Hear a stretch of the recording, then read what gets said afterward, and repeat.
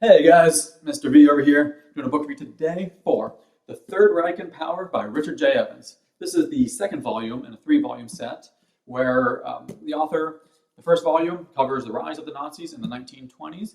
This is what the Nazis were like when they were in power, and the third volume will cover what they are like during World War II and the fall of the Nazis. I'm reading this immediately after I read the first volume, which, as I said, is The Rise of the Nazis. And this one covers the years 1933 to 1939. It starts with Hitler becoming Germany's leader, and it ends when Germany invades Poland, which is basically the start of World War II. I thought that the Nazis, when I'm reading about it, they have a very interesting history because they're very brutal. That's one thing a lot of people know.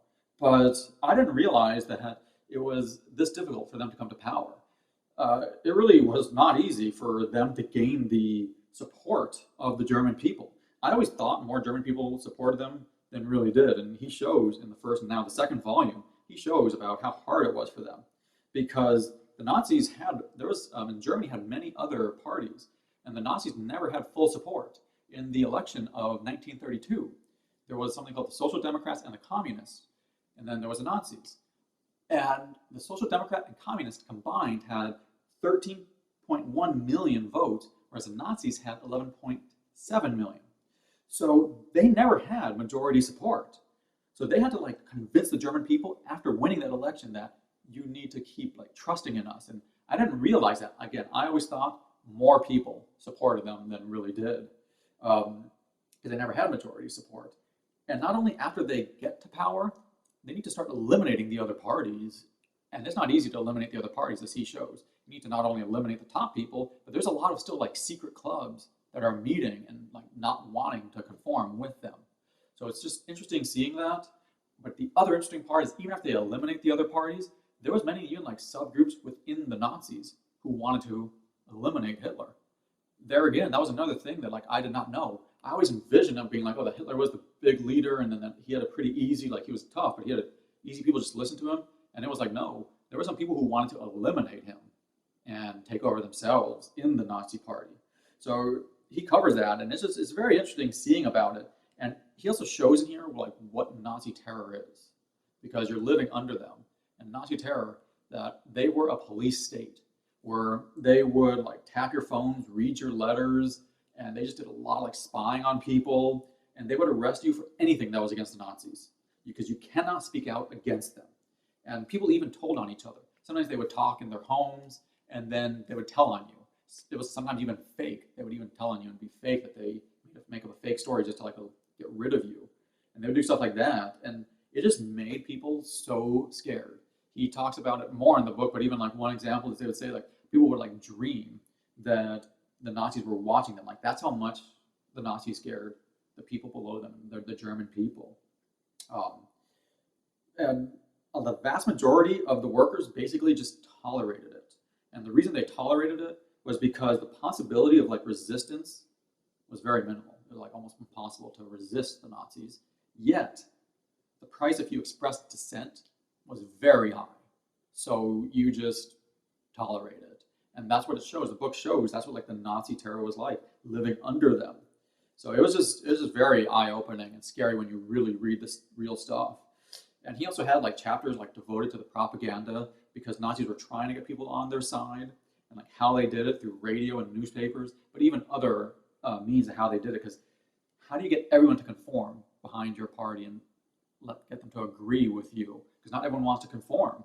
And just you see what happens, and they show what Goebbels did and how he did it, and it was just pretty crazy. And even how the schools became after 1933, after Hitler takes control, how they changed the curriculum. And there was a lot of propaganda, and all subjects were linked to the Nazis. Some examples were biology was how the Nazi race is superior. Math questions would be about how you get more blonde kids. There would be a library that was just full of Nazi propaganda, and there was just so many more things that would all link, the curriculum would all link to the Nazis. And the impact it had on the teachers, because not everyone wants to do this. Not all the teachers want to do this, yet you had to be very careful what you said, or else the Nazis would try to lock you up and throw you away type of thing. So it shows the impact you had on schools And it's very interesting to read what happened, but it's also like very sad and scary to read how they did it. Um, and of course, because now the Nazis are in power, the Third Reich is in power, it shows how they treated the Jewish people throughout the book. It's a very big book, but there's many sections, and basically in almost every section, the Jewish people are talked about because the Germans just did a lot against the Jewish people. We already know that.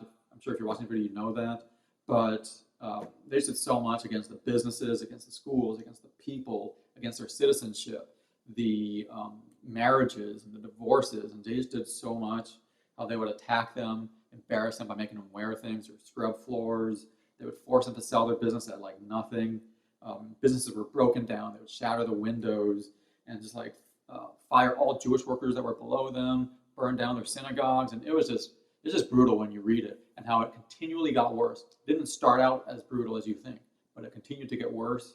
And it was just sad reading about how badly they treated them. And the sad part too is that like some of the Jewish people felt that Germany was their fatherland. They went and fought for Germany in World War I, and then they are treated this way. It's just really tough to read. And some of the Jewish people left, but some of them stayed because they didn't think it was going to get to the level it got to, and how it gets to even worse after this book. But just knowing what happens later, it's sad reading it. It can be tough reading that part. And they're just in so many sections, seeing what happened. But I think it is very educational for that.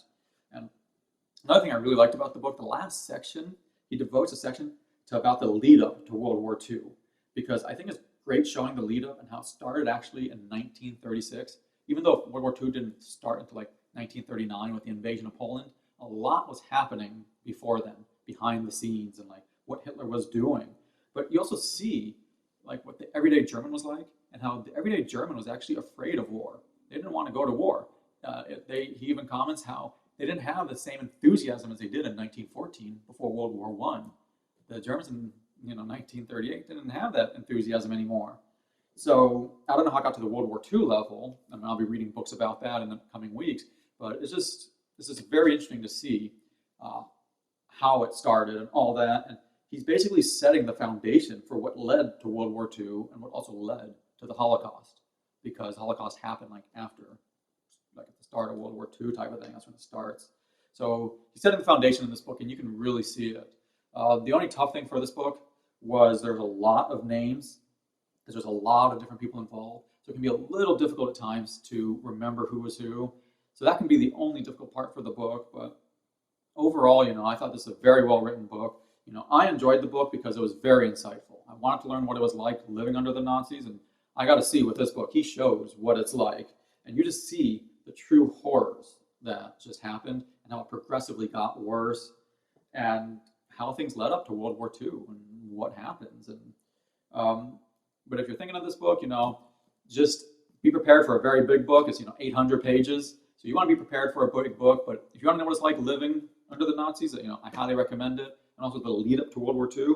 This is showing you what leads up to World War II. But if you guys enjoyed the book review today, hit the subscribe button. I always upload multiple different book reviews. If you guys have any questions, if you have any comments, please post it in the comment section below, because I always love hearing your opinions as well. But thank you for watching my book review today. This is Mr. V. Go enjoy reading.